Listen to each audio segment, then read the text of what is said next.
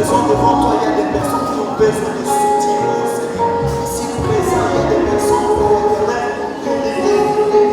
problèmes. Ici présent, il y a des personnes qui ont besoin des enfants, oh Seigneur. Nous savons très bien une chose. Lorsque nous venons dans ta présence, nous ne sortons pas dans ta présence, nous sommes bénis. C'est pour cette raison, Seigneur, nous pensons que tu fais quelque chose pour quelqu'un qui souffre. C'est pour cette raison, Seigneur, nous pensons que tu touches quelqu'un, oh Seigneur. Celui qui a besoin de la famille, soit la famille maintenant. Celui qui a besoin de travail, soit le travail maintenant. Celui qui a besoin de voir la main vers sa vie. C'est notre désir, oh Seigneur. Celui qui a besoin de voir le ministère qui a été exercé. Celui qui a besoin de voir dans sa famille. Il y a des personnes dans la famille. Il y a des conflits ouverts. Il y a des personnes qui souffrent dans la paix de la maison. Nous libérons la paix, oh Seigneur. Il y a des gens qui sont dans les cas de Père. Acceptez-les, oh Seigneur. Reste sauvé, oh Jésus. Il y a des gens qui sont dans les hôpitaux, oh Seigneur. Ils sont en train de se demander, est-ce que je vais sortir ici? Ils sont en train de se demander, quand est-ce que je vais sortir ici? Je suis en train de voir le monde tomber dans mon corps. Je suis en train de voir le monde tomber dans mon corps. Pour l'église, il va dire, Seigneur, nous amenons l'église entre tes mains. Aujourd'hui, tu vas constater, il y a beaucoup de confusion dans des églises. Il y a beaucoup de confusion dans des églises. Il y a d'autres personnes qui sont en train de servir Dieu pour leur propre grain.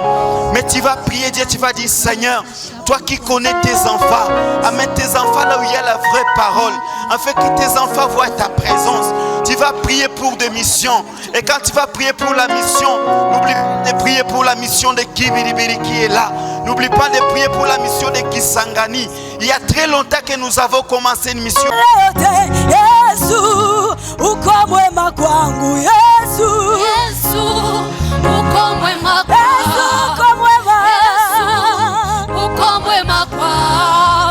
Nitakufuata, nitakutumikia milele yote. Yesu, uko mwema kwangu. Yesu, uko mwema kwangu. Uko mwema kwangu. Nitakufuata, nitakutumikia milele.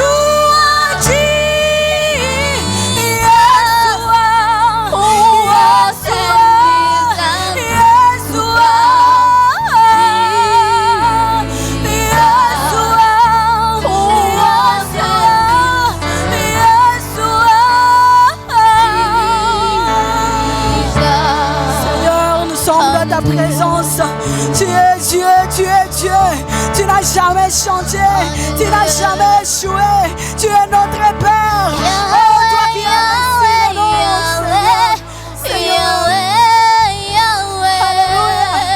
Oh God.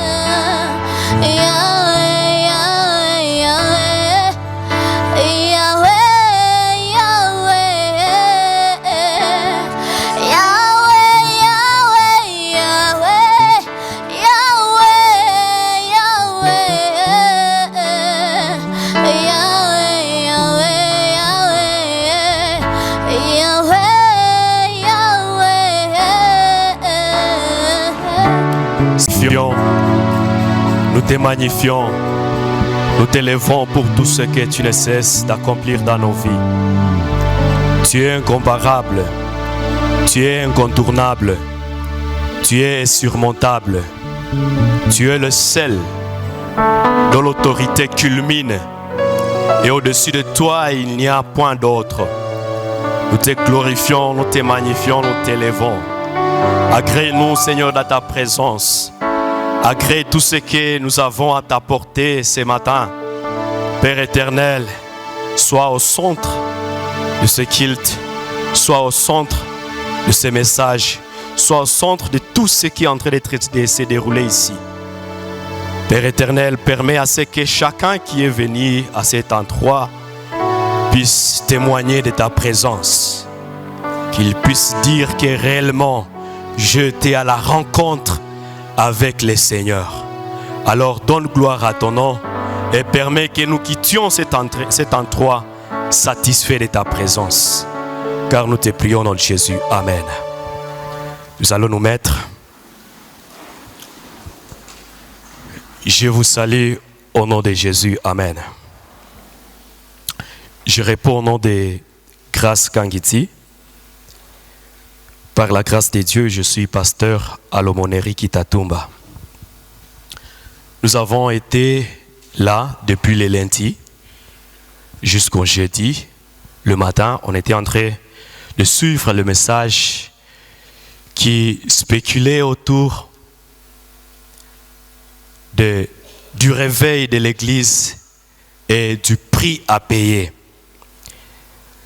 Et notre vision dans ce message était que celui qui est dans un état de faiblesse spirituelle puisse se réveiller de son sommeil et qu'il puisse vraiment se retrouver dans une intimité profonde avec Dieu. Parce que le sommeil spirituel, c'est pas quelque chose que Dieu aime dans notre vie. Et je ne vais pas vraiment me donner la peine de revenir dans tout ce que nous avons transmis comme message, parce que sinon ça va nous bousiller l'état. Vous allez m'excuser pour ça. Mais aussi, je suis en train de vous supplier, chaque fois que vous apprenez qu'il y a des enseignements préparés pour nous, s'il vous plaît, donnez-vous cette peine de prendre part, parce que c'est comme ça que nous allons croître, que nous entrons dans la maturité. Et vous savez bien aimé, quand nous parlons du réveil de l'Église, il est vrai qu'il n'y a pas Église sans culte.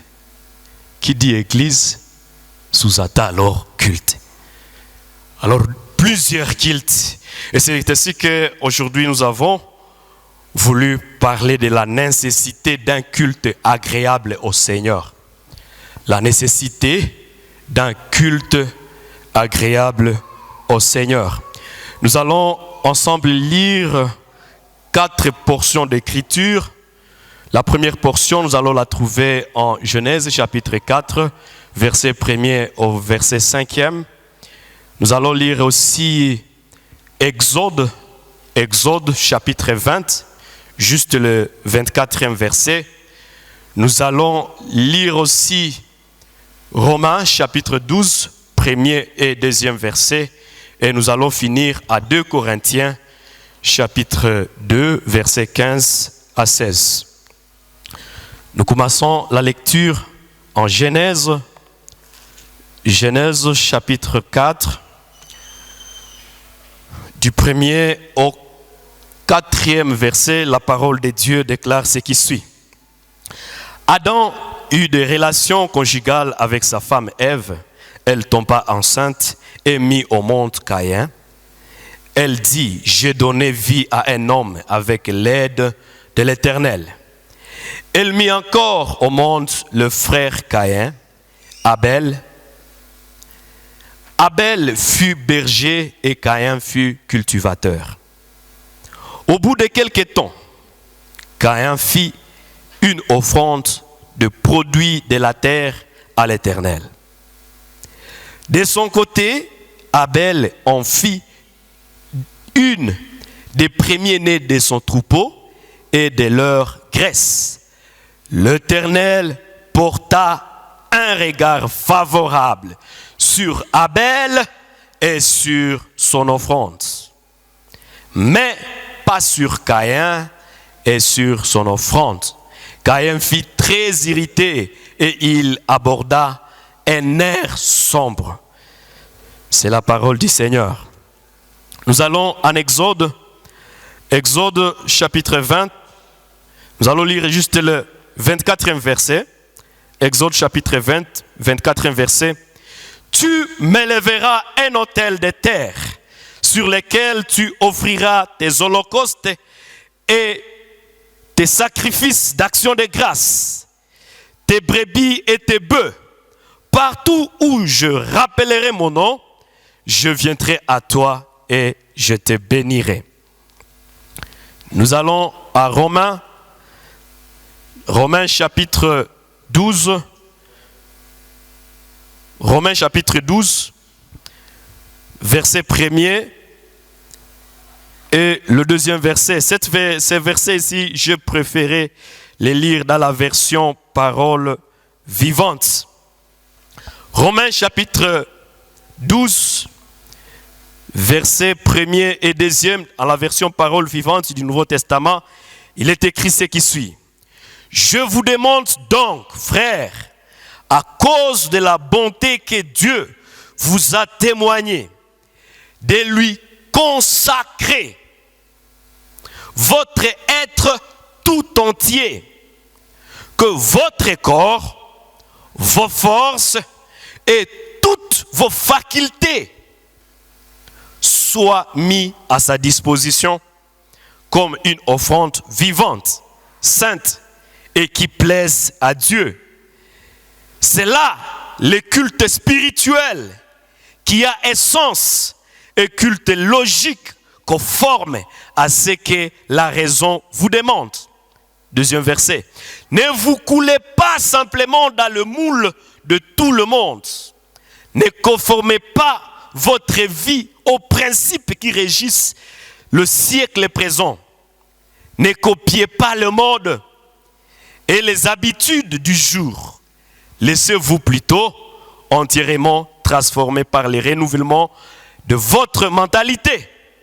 Adoptez une attitude intérieure différente. Donnez à vos pensées une nouvelle orientation afin de pouvoir discerner ce que Dieu veut de vous. Ainsi, vous serez capable de reconnaître ce qui est bon à ses yeux et ce qui lui plaît et qui vous conduit à une réelle maturité. Nous finissons avec 2 Corinthiens chapitre 2. 2 Corinthiens chapitre 2. Et nous allons lire le 15e et le 16e verset. 2 Corinthiens chapitre 2. La parole de Dieu déclare ce qui suit. Nous sommes en effet pour Dieu la bonne odeur de Christ parmi ceux qui sont sauvés et parmi ceux qui périssent. Pour les uns est parfait des morts qui donne la mort. Pour les autres est parfum de vie qui donne la vie.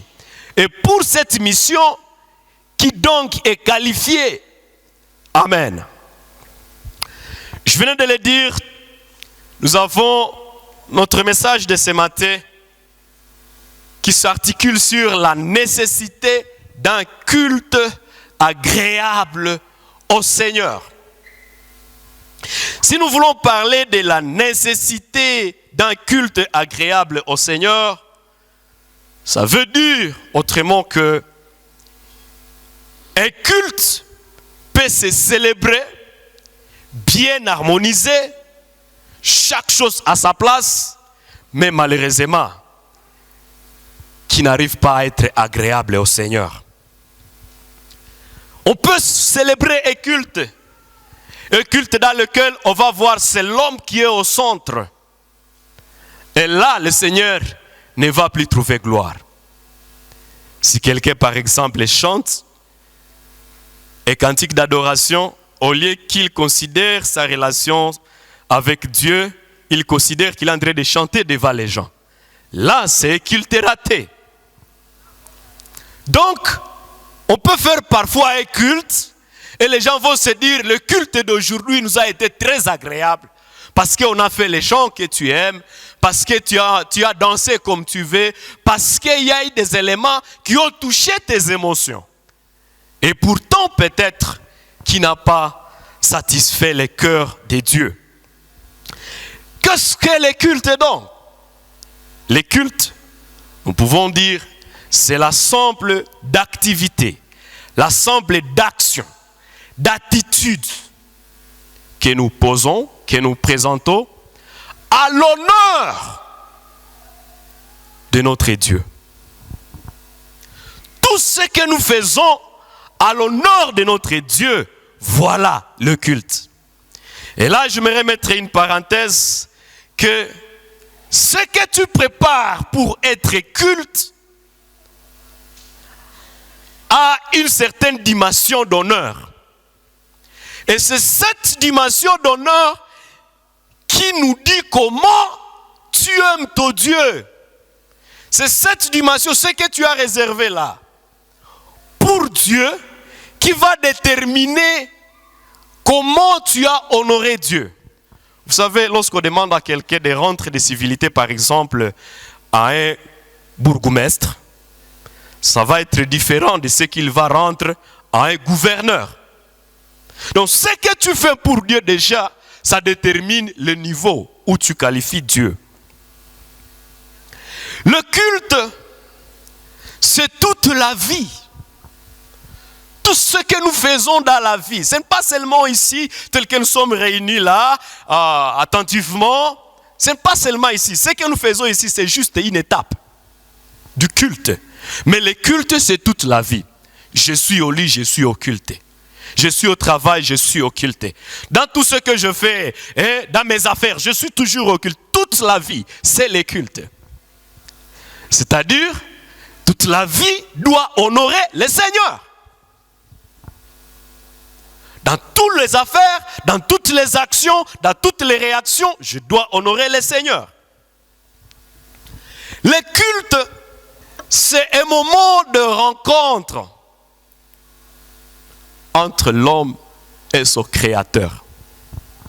Et pendant ce moment de rencontre entre l'homme et son Créateur, l'homme vient avec ce qu'il va à présenter à l'Éternel pour lui signifier qu'il l'aime, pour lui signifier sa considération, pour lui signifier tout ce qu'il reconnaît à lui. Tu apportes quelque chose à Dieu. Mais aussi, pendant cette rencontre, Dieu aussi, il nous vient. Il nous apporte aussi ce qu'il aimerait nous apporter pendant ces cultes. Je veux dire quoi? Si tu viens dans le culte, tu n'as rien à apporter au Seigneur. Toi, tu as raté le rendez-vous. Parce que le culte, c'est un lieu de rencontre où j'apporte quelque chose, le Seigneur aussi m'apporte quelque chose et on se rencontre. Tu viens au culte, tu as apporté quelque chose et tu sors, le Seigneur ne t'a pas visité. Tu ne sais même pas ce que tu es venu faire. Tu n'as pas des éléments où tu te dis, après ce culte, qu'est-ce qui s'est passé? Qu'est-ce que tu as expérimenté, tu as réalisé? C'est que tu as raté. Tu n'as pas été au culte. Que le Seigneur nous aide. Bien, mais dans le Seigneur, pour parler du culte, il y a 4 éléments qui doivent entrer en concours en fait qu'on puisse dire qui a eu culte. Le premier élément pour parler du culte, c'est le sacrificateur. Le deuxième élément, c'est le sacrifice. Le troisième élément, c'est l'autel. Et le quatrième élément, c'est les consommateurs du culte. Dieu donc. Alors vous voyez, lorsque nous parlons du sacrificateur comme élément du culte, le premier élément, c'est celui qui fait les cultes. Les sacrificateurs. Des gens, quand vous apprenez à dire sacrificateur, c'est-à-dire c'est lui qui fait des sacrifices. Nous sommes en train de vouloir dire il n'y a pas de sacrificateur sans sacrifice. Et le sacrificateur, la Bible nous dit en Apocalypse chapitre 1er, verset 6, et même Apocalypse chapitre 5, verset 10, que le Seigneur, il a fait de nous un royaume et des sacrificateurs. Nous sommes tous des sacrificateurs. Vous voyez, à partir du moment où le Seigneur Jésus-Christ avait rendu l'âme, la Bible dit, le voile du temple s'était déchiré à des morceaux. À partir de là à haut jusqu'en bas, ça s'est déchiré. Pour vouloir dire quoi? Auparavant, il n'y avait que le sacrificateur. Ceux qui viennent de la tribu de Lévi, qui pouvaient accéder au lieu saint, au sein des saints, pour faire là le culte dans la présence de Dieu. Mais à partir du moment où Christ a rendu l'âme pour dire tout est accompli, la mission d'attirer tout le peuple à Dieu vient de s'accomplir. Donc désormais, tout le monde peut faire les cultes devant le trône de Dieu. Désormais, tout le monde chrétien est sacrificateur et il doit approcher le trône de l'Éternel. Donc, si tu reconnais que tu es chrétien, tu as déjà donné ta vie à Dieu, tu es sacrificateur. Et comme tu es sacrificateur, comprends bien ce message. Le sacrificateur, c'est quelqu'un qui a une vie à part. Vraiment une vie à part. Le sacrificateur là, lui il ne se mêle pas dans n'importe quoi. Quelque chose peut être normal pour les autres tribus là, mais pour les sacrificateurs, c'est interdit. Et j'aimerais te dire que tu es sacrificateur. Vous voyez déjà les sacrificateurs, même dans son habillement, il ne portait pas n'importe quel habit. Il s'habillait selon les normes que l'Éternel exige. Même dans sa démarche, il ne marchait pas comment, n'importe comment. Il devrait marcher. Il veille sur lui, il veille sur sa toge, de telle sorte qu'il n'y ait pas de saleté. Le sacrificateur. Il devrait veiller sur partout où il va poser son pied. S'il y a un insecte, qu'il ne puisse pas piétiner cet insecte. C'était une vie consacrée.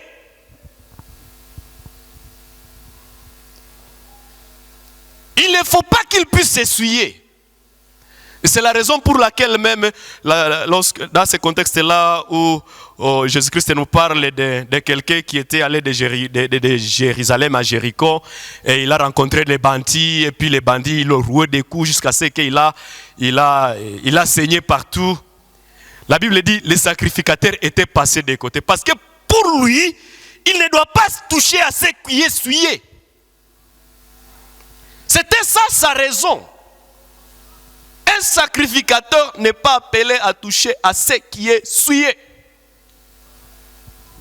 Sois en train de te rappeler que chrétien, tu es sacrificateur. Donc, dans tout ton être, tu dois veiller sur tout ce que tu es, tout ce que tu représentes. Même si tu peux voir tout le monde faire ceci, tout le monde s'habiller comme ça, tout le monde dire ça. Toi, chrétien, tu n'es pas tout le monde. Tu es sacrificateur. Tu es consacré à l'Éternel. Tu dois mener ta vie à part. Amen. Les sacrificateurs, pour entrer dans les lieux saints, afin de faire un culte, ils devraient d'abord offrir un sacrifice pour sa culpabilité. C'est-à-dire, avant de rencontrer le Seigneur, il faut te rassurer qu'il n'y a aucune faute, aucune erreur, avant de rencontrer le Seigneur. Il offre d'abord le sacrifice pour sa culpabilité, car s'il entre là avec des culpabilités, avec des souillures, il ne va pas quitter. On va les tirer. La présence de Dieu va les tuer. J'ai vu plusieurs personnes tuées par la présence de Dieu. J'aimerais dire à toutes les personnes qui arrivent ici, vous êtes chantre, vous êtes prédicateur, vous êtes modérateur, attention, la présence de Dieu tue. J'ai vu plusieurs personnes tuées. Vous faites des bêtises ici, ça va tuer votre vie.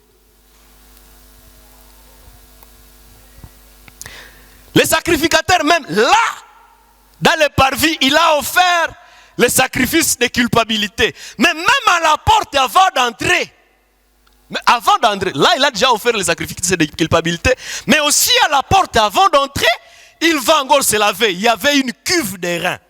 Et dans cette cuve d'airain-là, devant le tabernacle, il y avait de l'eau. Avant qu'il entre, il faut encore qu'il se lave. Pour vouloir dire que approcher l'Éternel, ce n'est pas de la blague. Faire un culte agréable au Seigneur, où le Seigneur va se réjouir et il vient, il descend. Ce n'est pas de la blague. Bien-aimés dans le Seigneur, nous avons intérêt chacun à dire, est-ce que vraiment ma présence devant le Seigneur, est-ce qu'elle est agréable? Vous voyez toutes ces étapes-là, c'est pour vouloir dire que lorsque vous approchez de Dieu, souvenez-vous qu'il est saint.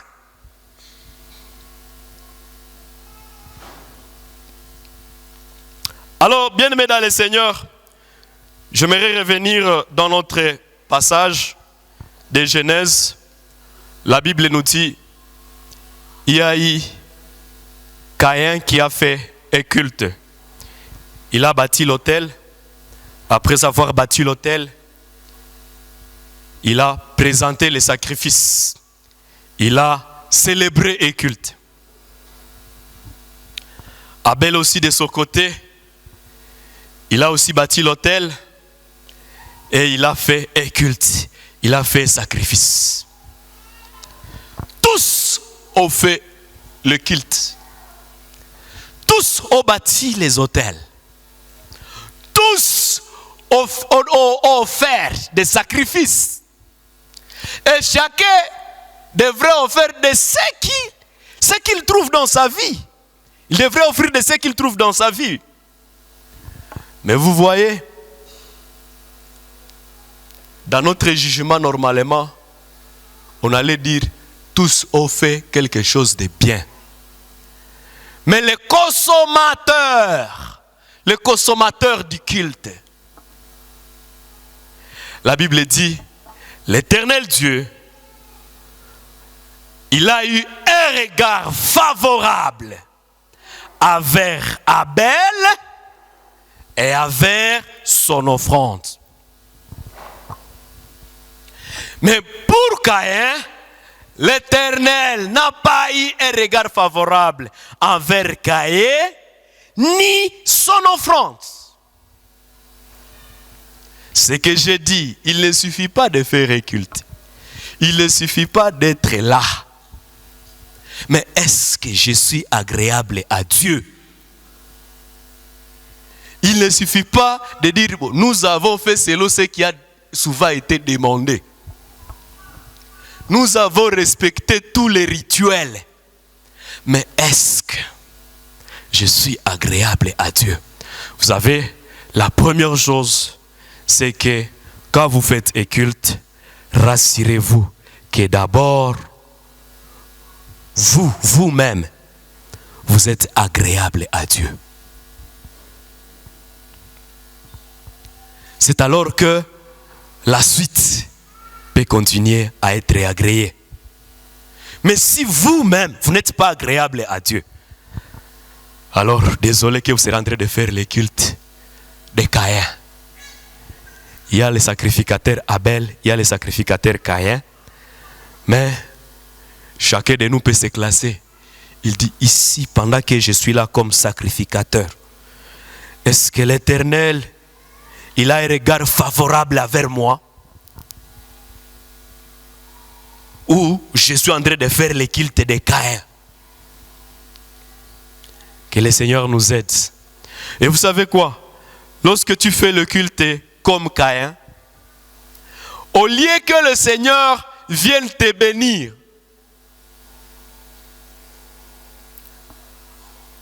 ce culte-là, cette odeur-là, vous voyez les sacrifices qu'on offre sur l'autel, ça exhale un parfait. Et ce parfait monte devant le trône éternel. Et si c'était un culte agréable, le parfait est agréable à l'Éternel. Et c'est comme ça qu'il le dit en Exode, c'est alors, quand j'aurai cette odeur-là, c'est alors que je viendrai vers vous pour vous bénir. Mais si tu fais sortir l'odeur, au lieu que ce soit l'odeur agréable, c'est une odeur nauséabonde dans la présence de Dieu. Au lieu que tu reçoives des bénédictions, au lieu que le Seigneur vienne te visiter en plein culte, il te tourne sa face.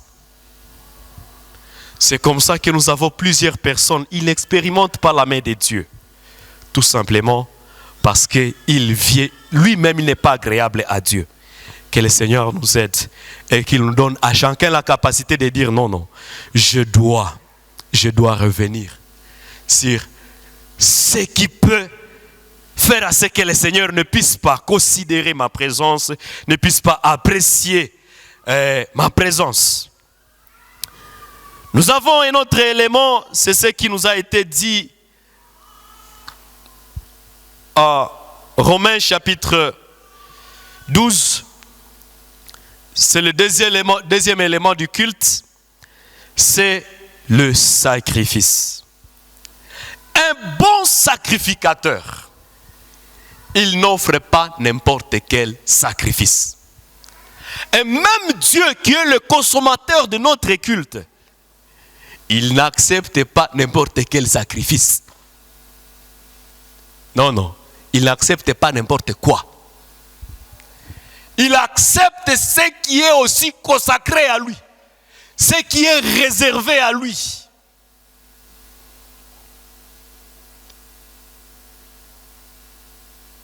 Le sacrifice. Un bon sacrificateur doit se dire, pour que je fasse un culte meilleur. Chaque fois que tu fais un culte, tu dis, Seigneur, j'aimerais te démontrer encore que je t'aime plus. Encore demain, tu dis, Seigneur, j'aimerais encore monter plus haut. J'aimerais te démontrer encore que je t'aime encore plus qu'hier. Plus tu fais un culte, plus tu te rapproches de Dieu.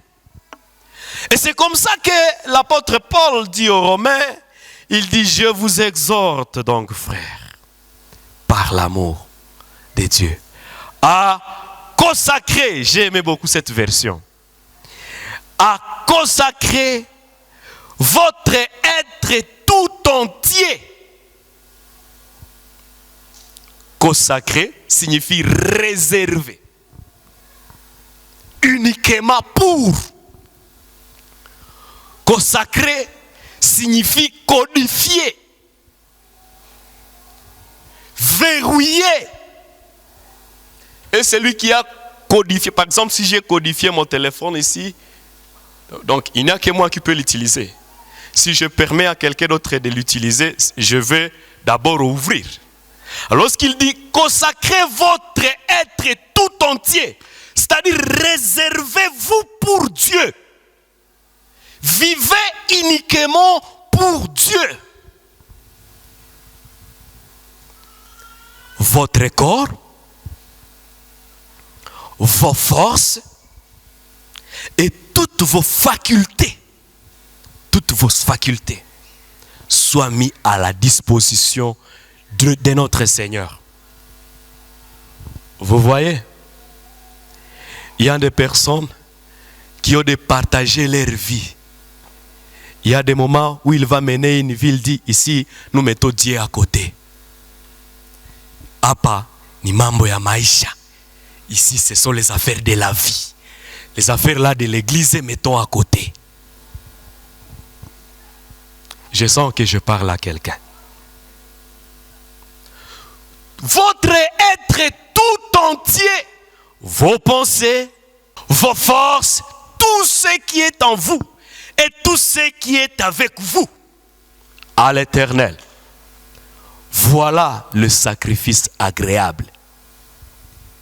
Et lorsque tu consacres ta vie à Dieu, tu sais que tu es une propriété privée de Dieu. Là, tu vas chaque fois marcher sachant que je ne suis pas n'importe qui. Parce que toute ma vie est réservée à Dieu. Il y a celui qui en reçoit une odeur agréable. Je vis pour l'honorer. Je vis pour le réjouir. Lorsque tu mènes cette vie, personne ne viendra devant toi dire, monsieur, tu es en train de te méconduire. Parce que cette conscience-là, même, elle va te dire, celui qui est réservé à l'Éternel n'est pas appelé à faire ça. Le problème, c'est que nous avons souvent oublié ce que nous sommes. On est chrétien, mais on oublie qu'on est chrétien. Et parfois, on a peur de se présenter comme chrétien. On a honte. Et ça fait que lorsqu'il y aura quelque chose qui tourne mal, toi aussi tu vas te camoufler. Parce que tu ne t'es pas présenté chrétien. Si je peux poser la question, dans ta famille, combien reconnaissent ta chrétienté? Partout où tu travailles dans la société, combien reconnaissent ta chrétienté? On peut commettre des bêtises avec tel. Mais avec cet autre-là, en tout cas, réserve de l'Éternel. Le problème qui fait que nous ne puissions pas expérimenter vraiment la main de Dieu dans nos cultes, c'est qu'il y a beaucoup de sacrifices qui viennent. Mais n'étant pas saint. Il nous demande d'offrir notre vie même. Notre vie d'abord à Dieu. Mais lorsque dans notre vie, il y a des souillures, il y a des saletés, il y a de n'importe quoi, nous voulons l'offrir à Dieu, ça complique la situation. Vous savez, pour que le sacrifice soit agréable à Dieu, il faut qu'il soit sans tâche. Il faut qu'il soit sans défaut. C'est l'Éternel lui-même qui a exigé ça.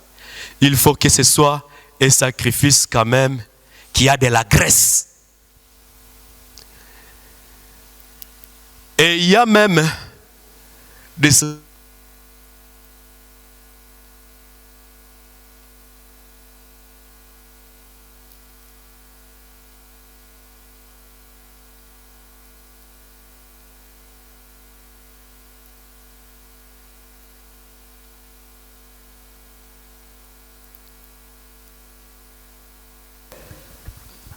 Le porc, il était interdit d'offrir aussi. Il y a des gens qui avaient aussi des sacrifices. D'abord, ça il a été souillé comme pas possible pendant la semaine. La vie a été très embrouillée, très dérangée. Et il vient comme sacrifice souillé. Et il vient avec d'autres sacrifices aussi souillés. Vous savez, ce qui fait que la présence de Dieu soit rare parmi nous, nous venons avec des vies qui sont souillées. La présence de Dieu soit rare parmi nous. Nous offrons même des offres qu'il ne fallait pas offrir. À nos yeux, nous les serviteurs, nous pouvons dire, en tout cas, Seigneur, bénis cet homme. Visite-les, bénis ses entreprises. Et pourtant, c'est une entreprise qui n'honore pas Dieu. Parfois, quand nous prions, il y a des moments où je me réserve. Quand je dis, Seigneur, bénis tous ceux qui ont offert. Est-ce que je connais de là où est venu cet argent?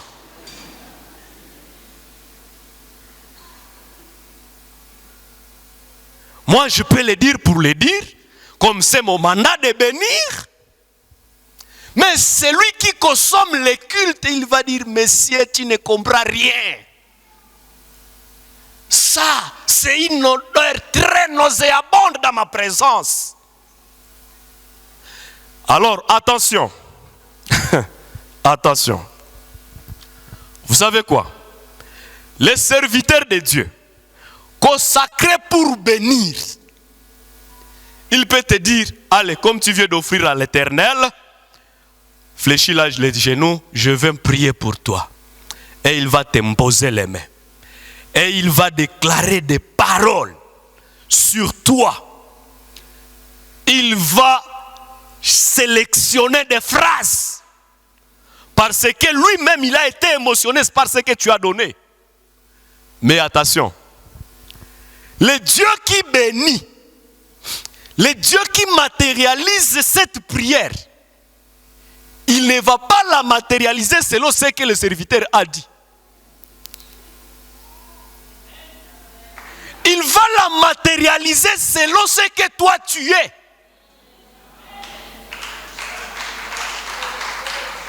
Et c'est comme ça que ces mains-là, lui, comme serviteur de Dieu, il a imposé les mains croyant qu'il est en train de te bénir. Parce qu'il ne sait pas ce qui est caché derrière cette offrande. Mais Dieu, lui, il va transformer les mêmes mains-là du serviteur comme mains de malédiction. Vous voyez? Donc, il ne faut pas blaguer. Hein? Quand tu dis, serviteur de Dieu, priez pour moi. Rassure-toi qu'il n'y a pas de problème derrière. Les mêmes mains qui bénissent vont te maudire. Malgré les phrases bien sélectionnées. C'est pourquoi, bien-aimés dans le Seigneur, nous avons tous intérêt. Chacun à dire, non, il faut que ma vie. Nous l'avons souvent chanté, mais malheureusement, même ceux qui chantent ça, ils chantent pour chanter et après, la vie devient sale, la vie devient très sale. Que ma vie soit une fleur, un parfum pour toi, Seigneur. Et ils chantent très bien. Un parfum de bonne odeur. Devant toi, je me répands. Après avoir chanté, on le voit dans la vie dont il parlait, très sale. Quelle sorte d'odeur. Et c'est comme ça que nous sentons comme s'il y a la froideur dans nos cultes, parce que les gens viennent très souillés. Bien-aimé, quand tu sais que tu vas à la rencontre du Seigneur, évite de faire les cultes des Caïns. Rassure-toi que dans ta conscience, il n'y a aucune accusation. Rassure-toi que sur ta tenue, la Bible dit, heureux ceux qui lavent leur robe jour pour jour. Rassure-toi que sur ta tenue, il n'y a pas de saleté, parce que une seule tâche peut suffire. Au lieu que la présence de Dieu soit la bénédiction pour toi, elle va maintenant détruire ta vie. L'Éternel est le feu. Il brûle et il consume. Évitez de chaque fois entrer dans la présence de Dieu avec des vies sales. Ça va vous brûler.